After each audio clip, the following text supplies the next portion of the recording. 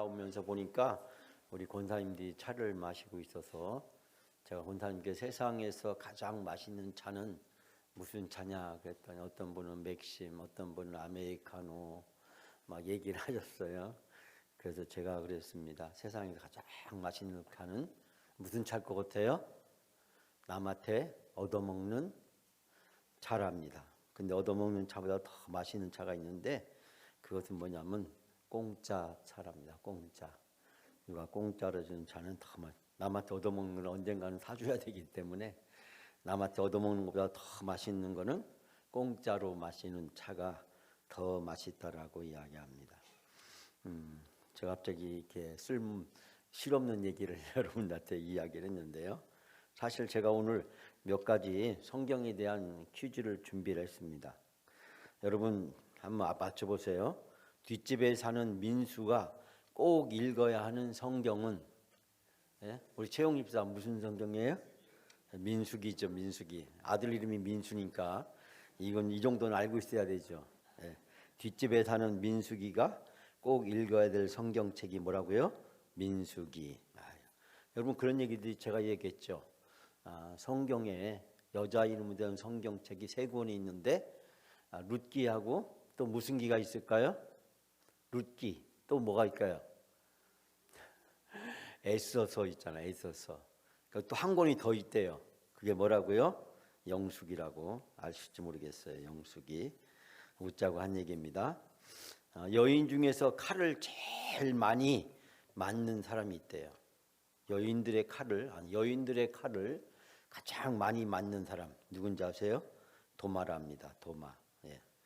치열한 선거전, 요즘 선거 열심히들 하고들 있는데 치열한 선거전이 없애도 대통령에 당선되는 사람이 있대요.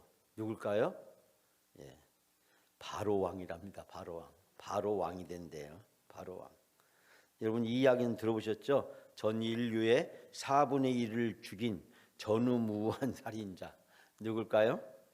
가인이랍니다. 아버지, 엄마, 가인, 아벨 넷이 있으니까 어떻게 4분의 1을 전 인류에 죽였다.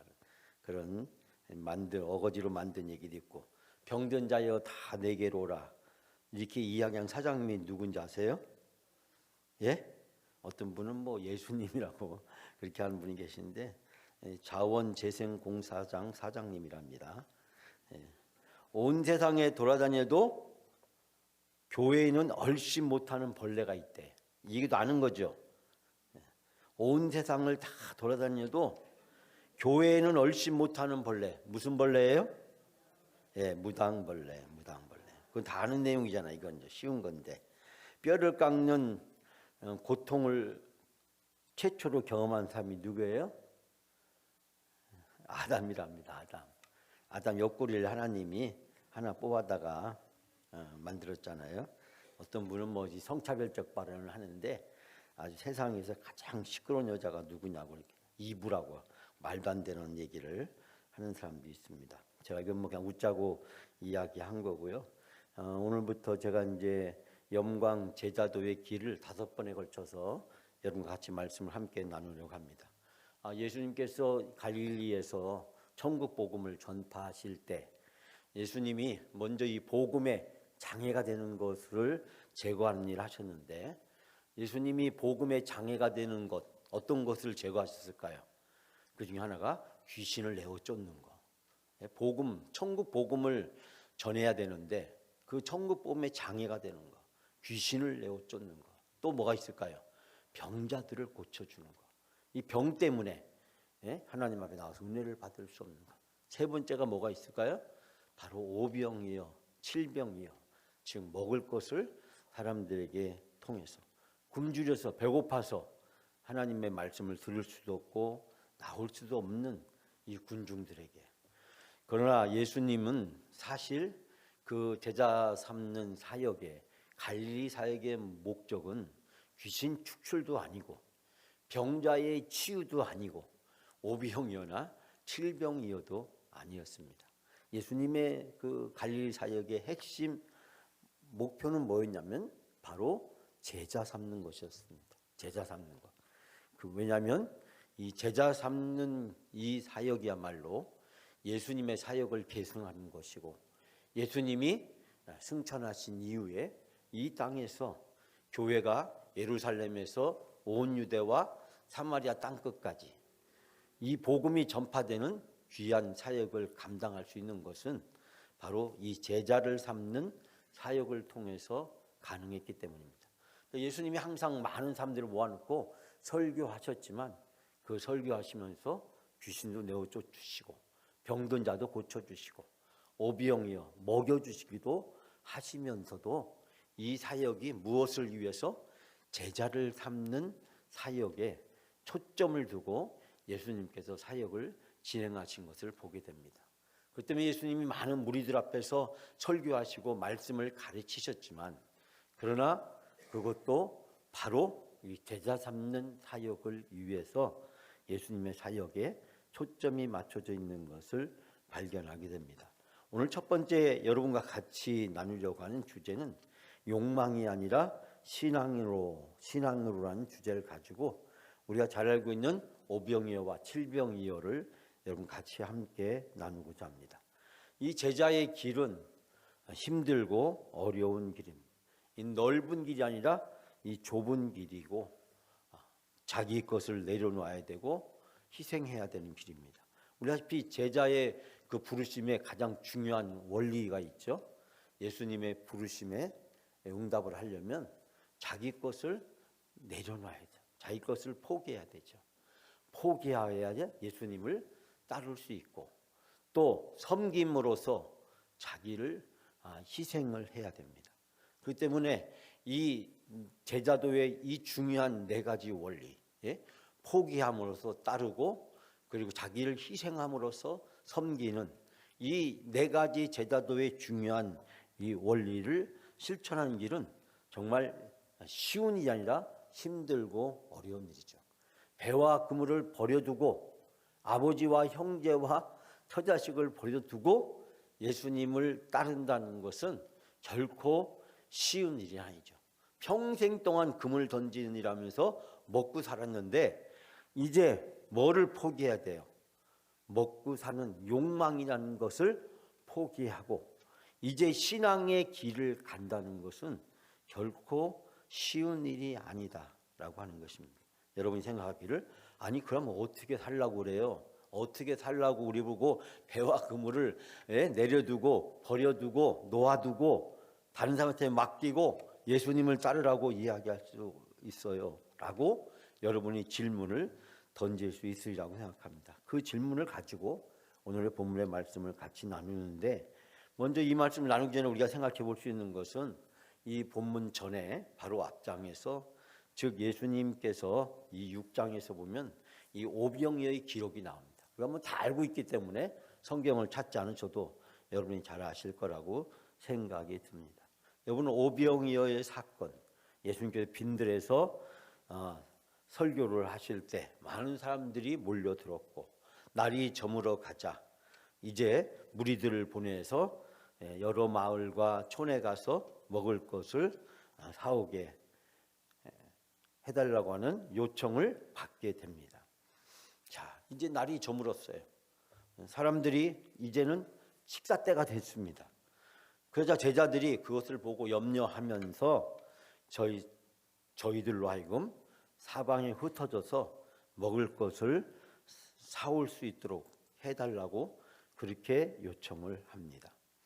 우린 여기에서 이 제자들이 아주 현실적인 요구와 대안을 예수님에게 제시하고 있는 것을 보게 됩니다. 왜냐하면 사람은 욕망의 동물이고 욕망에 의해서 먹지 않으면 사람이 살 수가 없기 때문에 먹는 것은 사람에게 가장 중요한 문제이기도 했습니다. 그러나 여기에서 우리가 볼 수 있는 주님이 이 이야기를 소개하는 것은, 마가복음이 특별히 이 일을 소개하는 것은 바로 이 제자들에게 치명적인 결점이 하나 있었다라고 하는 것입니다. 그것은 바로 뭐냐면 하나님의 아들이신 예수 그리스도에 대한 신적인 능력, 예수 그리스도가 가지고 계신 그 기적에 대한 불신이었다는 사실입니다. 사실 이것은 예수님의 생애에 있어서 또 제자들이 제자로 되어져 가는 과정이 있어서 끊임없이 겪는 갈등의 문제였습니다. 예수님이 성육신한 사건, 성육신, 여러분 하나님이 인간이 되셨다라고 하는 이 비밀을 이해한다는 것은 결코 쉬운 일이 아니고, 더더군다나 동정녀여 마리아에 의한 탄생은 우리로 하여금 받아들이는데 심각한 회의와 의문에 빠져들게 만듭니다. 뿐만 아니라 예수님께서 사역을 공식적으로 시작을 하면서 이제 많은 일들을 하시는데 귀신을 내어 쫓고 병자들을 고쳐주시고, 그 귀신을 내어 쫓고 병자를 고쳐주시고 또 오병이어 등 여러 가지 사건들을 통해서 사람들에게 먹을 것을 주시는 이 사건들이 사실 도저히 자연인으로서는 받아들이거나 납득하기 어려운 사실이었다는 사실을 발견하게 됩니다. 더더군다나 이 부활 사건은 바로 인간의 안목으로는 도저히 받아들일 수 없는 거침돌이었다는 사실을 발견하게 됩니다.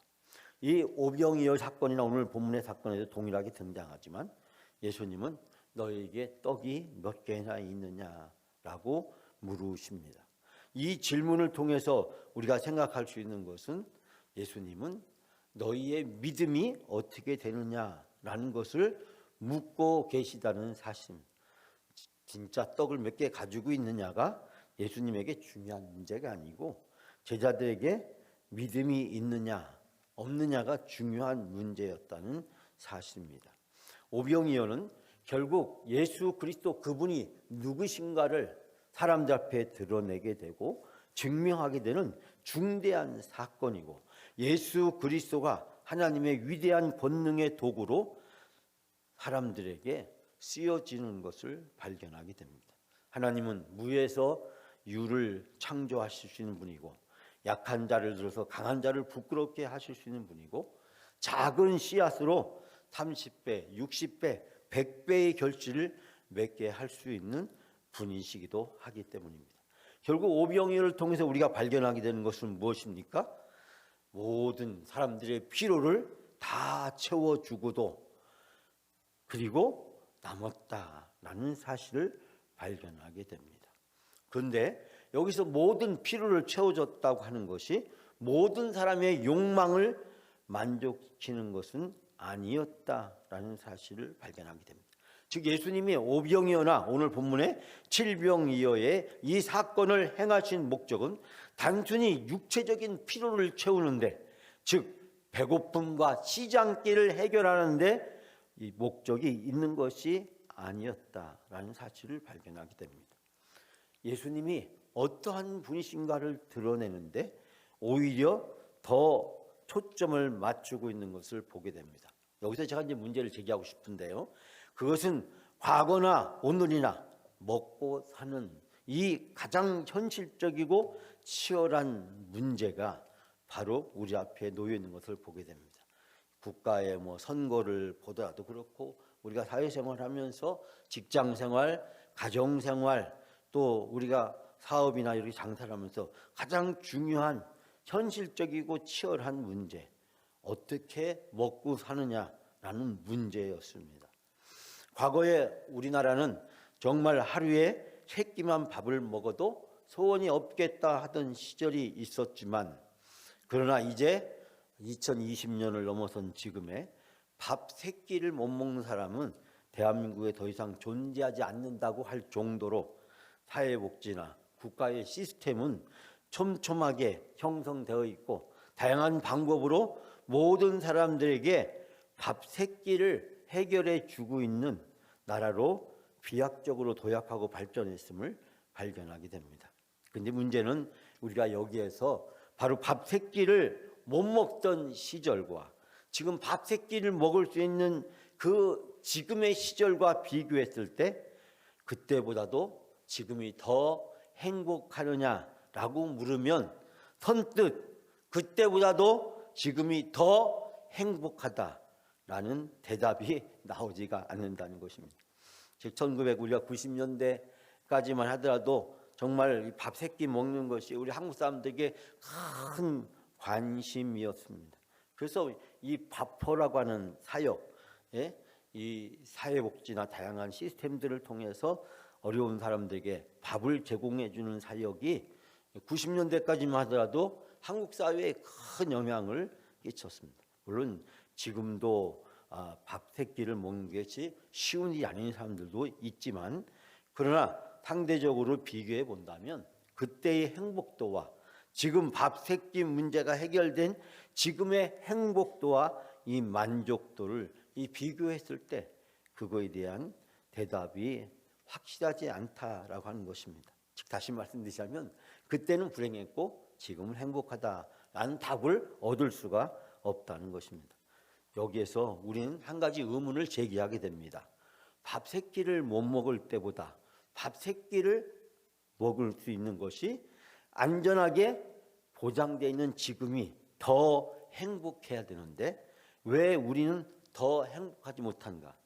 가끔 세계 모든 국가의 행복도를 조사할 때 우리가 가끔 이해가 안 되는 것은 필리핀이라든지 아주 가난한 나라 사람들이 의외로 저 북유럽이나 아니면 북아메리카나 세계에서 가장 잘 산다고 하는 그런 국가들이 모여 있는 나라들보다도 행복도나 만족도가 저 가난한 아프리카나 이 동남아시아의 국가들이 더 높이 나타나는 그런 통계 조사를 보게 될 때 우리가 밥 세 끼가 행복도, 만족도를 비례하지는 않는다라는 사실을 발견하게 됩니다. 자, 여기에서 여러분이 느끼는 것이 있죠. 그건 뭡니까? 그렇다면 무엇이 문제일까요? 밥 세 끼의 문제일까요?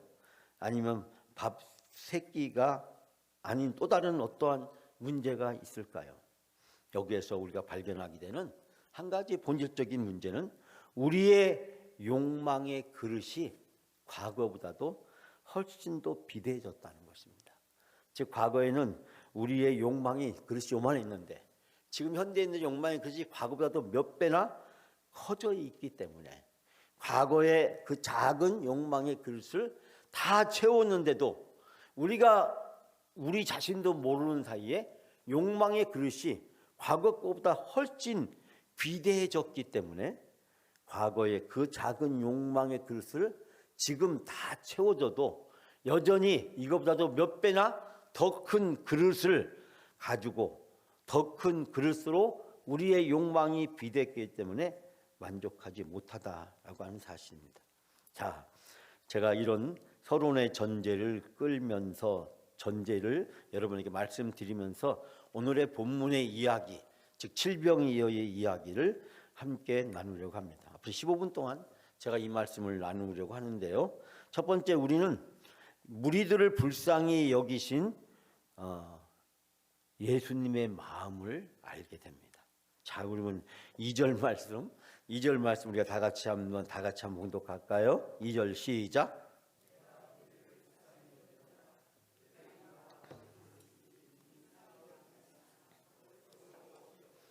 아멘. 자, 이거는 내가 무리를 불쌍히 여긴다. 저 무리가 나와 함께 있는지 사흘이나 되었는데 먹을 것이 없으니 가엾다라고 하는 그런 뜻입니다. 즉 내가 무리를 불쌍히 여긴다. 우리는 여기에서 1차적으로 춥고 배고프고 이 병에 시달리는 사람들에 대한 주님의 연민과 사랑이 깊이 담겨져 있음을 발견하고 또 기아에 허덕이는 또 영적인 기아에 허덕인 무리들에 대한 긍휼이 여기에 담겨져 있습니다. 단순히 여기서 이 먹는 문제뿐만 아니라 영적으로도 굶주려 있는 허덕이는 사람들. 그러나 이 본문의 말씀엔 또한 중요한 것들이 하나 있는데 그것은 바로 선택의 원리가 숨겨져 있습니다. 조금 어려운 얘기지만 예수님께서 이스라엘의 모든 병자들을 다 고치거나 줄인 자들을 다 먹이지는 않았다는 사실입니다. 즉 예수님이 사방에 다니면서 병자들만 고치고 막 다니시고 모든 병자여 내게 오라, 모든 굶주린 자여 다 내게 오라라고 이야기하지 않았다는 사실입니다. 예수님이 수많은 환자들이 있었지만 그중에 일부만 고쳐주셨고, 수많은 사람들이 먹는 문제를 가지고 고통을 받았지만 예수님이 먹여준 사람은 일부에 불과했다는 사실입니다. 즉 이스라엘에 수없이 많은 이 홀로 된 여인들과 그리고 이 문둥병자들과 환자들이 있었지만 오직 택함을 받은 사람만이 은혜를 입었다. 하나님의 선택적 은총은 제한적이고 특별한 사람에게 임하셨다. 수없이 많은 민족 중에서 왜 이스라엘 민족입니까? 그 수없이 많은 사람들 중에서 왜 여러분과 저를 선택하셨습니까? 여기에 하나님의 선택이 있다는 거예요. 이스라엘 민족을 선택하셔서 하나님 백성을 삼아주시고 여러분과 저를 선택해서 하나님의 자녀로 삼아주시고 여기에는 하나님의 주권에 따른 하나님의 선택이라고 하는 것이 있다. 하나님의 선택, 신학적으로 굉장히 어렵고 복잡한 말이기도 하지만 하나님의 뜻에 의해서 이스라엘 민족을 선택하셨고 하나님은 아브라함을 통해서 민족을 이루시고 그 민족을 이루신 이스라엘을 통해서 온 인류를 구원할 계획을 가지고 계셨고 하나님은 여러분을 통해서 여러분의 가족과 친구와 이웃들을 또 여러분이 만나는 가정이나 직장이나 사회생활을 하는 사람들을 통해서 그들을 구원하는 계획을 가지겠다. 하나님의 이 선택의 은총은 여러분만 구원하겠다라는 뜻이 아니라 여러분을 통해서 나를 통해서 이스라엘을 통해서 하나님은 다른 모든 사람 사마리아와 예루살렘과 온 유대와 사마리아와 땅끝까지 구원할 계획을 하나님은 가지고 계셨다. 그러니까 나만이 아니라 이스라엘만이 아니라 이스라엘을 통해서 모든 민족을 나를 통해서 다른 모든 사람을 구원할 계획을 가지겠다. 이것이 하나님의 선택의 비밀이고 선택의 전략이고 선택의 핵심입니다. 그런데 이 선택이 잘못 오해해서 나만 구원받는다. 이스라엘 민족만 구원받는다. 이런 배타적이고 이런 폐쇄적인 것이고 이런 독단적이고 독점적인 것으로 흘러갔을 때 하나님의 무서운 진노와 심판이 있게 되고 결국 그 하나님의 무서운 진노와 심판은 무엇으로 나타났습니까? 하나님이 강제로 세계를 흩으심, 북왕국 이스라엘을 망하게 해서 흩으시고 남왕국 유다를 망하게 해서 예루살렘을 다 흩어버리시고 유대인들이 세계 곳곳에 흩어져서 디아스포라 유대인 촌에 이르게 하셨어요. 예루살렘에만 팔레스타인에만 이스라엘만 그걸 고집하니까 하나님이 박해를 일으키셔서 예루살렘에서 유대인들을 내어 쫓고 예루살렘에서 기독교인들을 내어 쫓아서 예루살렘에서 사마리아에서 또다시 온 유대와 땅끝까지 가게 만들었다라고 하는 사실을 발견할 수 있게 됩니다. 하나님의 선택을 잘못 오해하고 잘못 받아들였을 때 하나님의 무서운 진노와 심판이 있게 된다라는 것입니다. 교회 공동체가 우리끼리만 조사오니라고 하고 갔을 때 바로 이스라엘이 받았던 똑같은 결과를 초대교회가 겪었던 똑같은 일을 우리도 겪게 된다라고 하는 것입니다.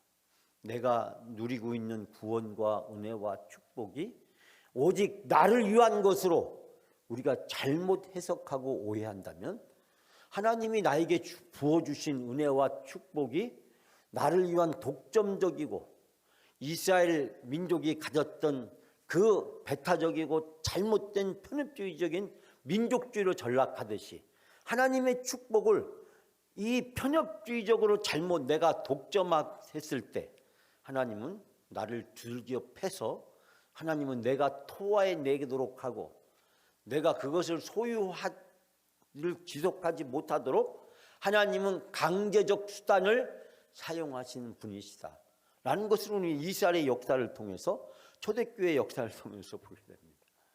이스라엘이 자기들끼리만 구원받으려고, 초대교회 교인들이 예루살렘에서 지들끼리만 구원받으려고 하니까 하나님이 몽둥이로 두들겨 패가지고 어떻게 합니까? 세계 곳곳에 다 내어쫓아요. 유대인들을 세계 곳곳에 다 내어쫓고, 기독교인들을 세계 곳곳에 다 내어쫓습니다. 그래서 복음이 결국은 어떻게 됐어요?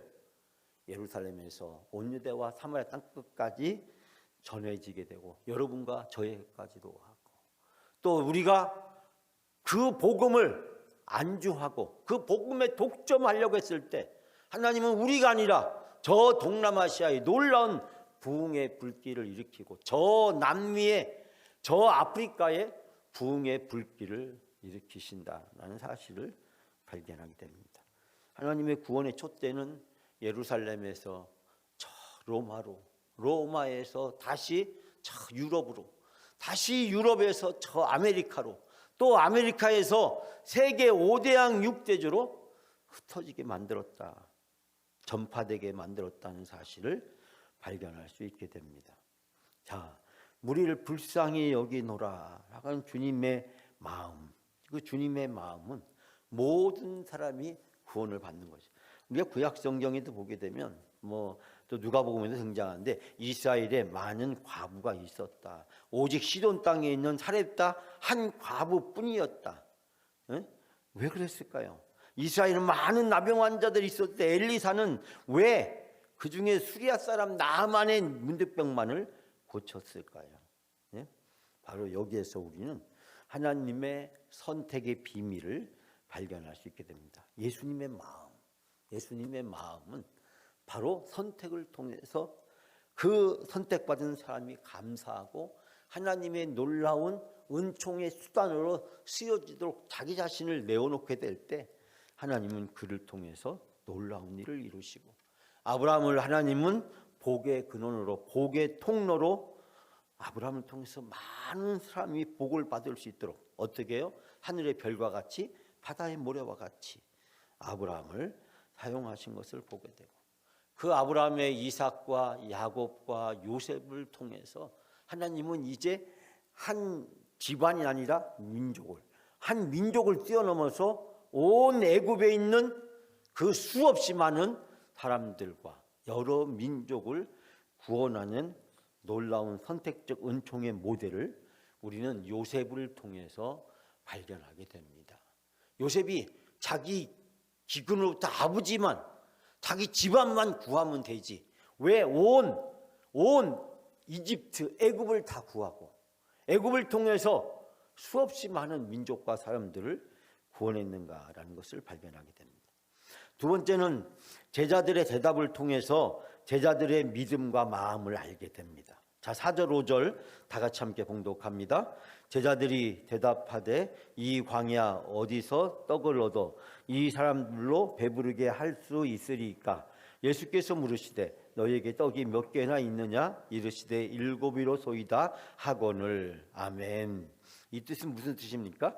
이 빈들에서 어느 누가 무슨 수로 이 모든 사람이 먹을 수 있을 만큼 빵을 장만할 수 있겠습니까? 이게 제자들의 말이잖아요. 이 광야 어디에서 떡을 얻어 이 사람들을 배부르게 할 수 있으리. 이 빈들에서 어느 누가 무슨 수로 이 모든 사람을 먹일 만한 빵을 준비할 수 있겠습니까? 라고 이야기를 합니다. 즉, 이 제자들은 지금 환경을 탓하고 또 이 제한적일 수밖에 없는 자기 자신의 연약함을 스스로 드러내는 것을 보게 됩니다. 한마디로 제자들은 뭐라고 하는 거예요? 이 많은 사람을 먹이는 것은 불가능합니다. 그 말을 하는 거지 지금 예수님에게. 예수님에게 무슨 수로 이 모든 사람을 빵을 장만할 수 있겠냐? 돈이 있다고 이 많은 빵을 살 수가 있겠습니까? 돈이 있어요. 돈도 없고 설령 돈이 있다고 해도 이 많은 사람을 먹일 수 없다. 이 본문을 아주 재미있게 해석하는 자유주의자들은 뭐라고 했냐면, 예수님이 이 떡 5개 또는 7개를 갖다 놓고 기도하니까 그곳에 있던 모든 사람들이 감동을 받아가지고 자기가 먹으려고 싸왔던 걸 다 내놓아서 먹고 남았다라고 아주 인간주의적인 그런 해석을 하는 사람도 있기도 합니다. 뭐 그럴듯해 보이지만 그러나 현실적이지 않다는 사실을 여기서 우리는 발견하게 됩니다. 예수님은 바로 그들에게 묻습니다. 빵이 몇 개나 있느냐라는 것입니다. 너희의 믿음은 무엇이냐라는 것을 묻고 있는 예수님의 질문을 우리는 여기에서 발견할 수 있게 됩니다. 사랑하는 여러분, 우리는 이 오병이어나 칠병이어의 사건을 통해서 우리가 깨닫게 되는 것은 무엇입니까? 예수님은 우리가 필요한 것을 넘치도록 채워주는 분이신 줄 믿습니다. 우리 성도의 필요를 아시고 성도의 필요를 채워주시는 분이 바로 예수님이십니다.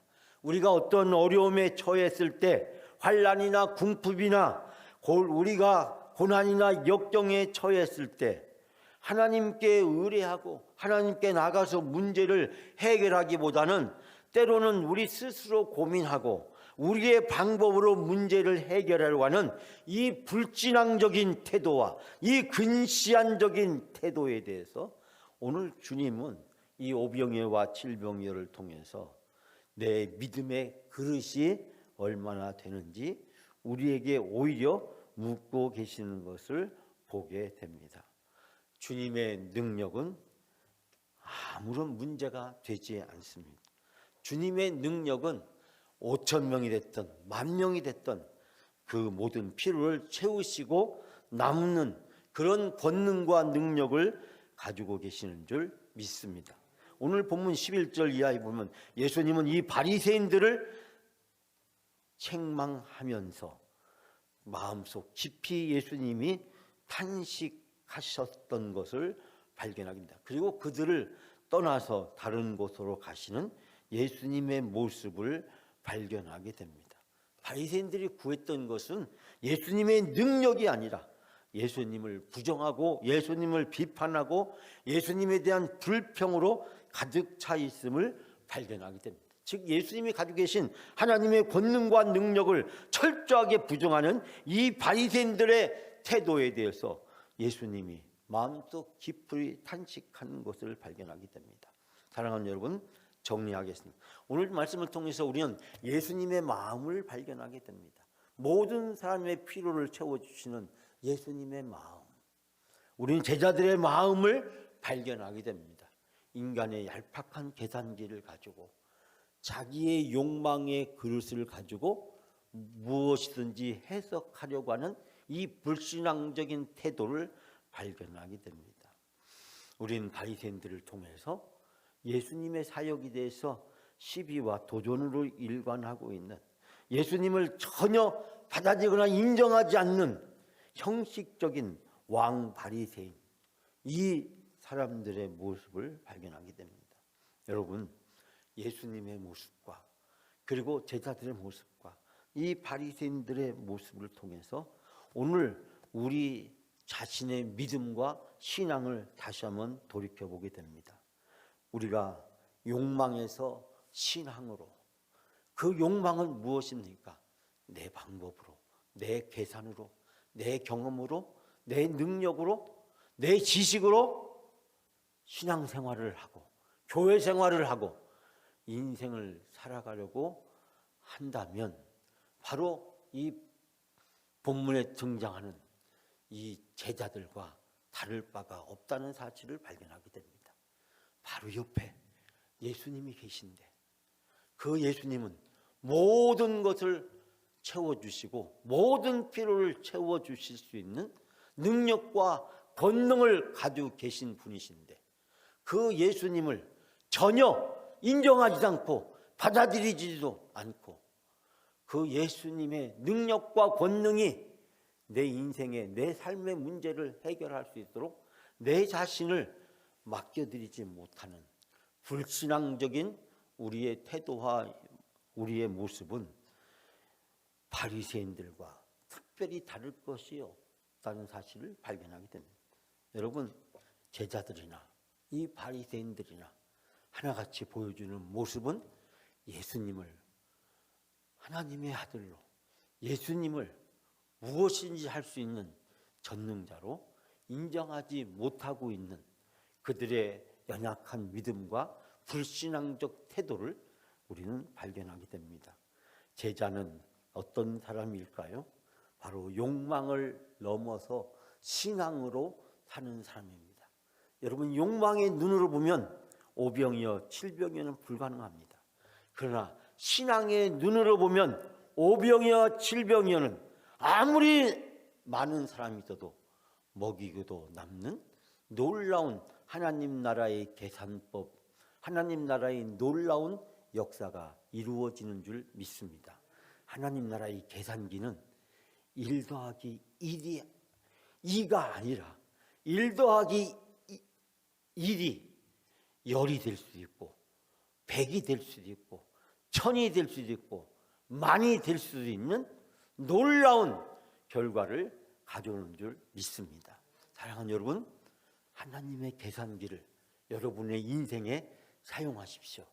하나 더하기 하나는 둘이라고 하는 그런 제자들과 바리새인들의 계산기가 아니라 예수님이 우리에게 보여주신 이 믿음과 신앙의 계산기, 하나 더하기 하나는 30배, 60배, 100배를 뛰어넘어서 1000배, 10,000배, 100만 배의 놀라운 결과가 나올 수 있는 그 하나님의 계산기, 예수님이 사용하신 오병이어, 칠병이어의 계산기, 칠병이어표 계산기, 그 계산기를 가지고 살아가게 될 때 하나님의 놀라운 능력의 역사가 여러분에게 나타나게 될 줄 믿습니다.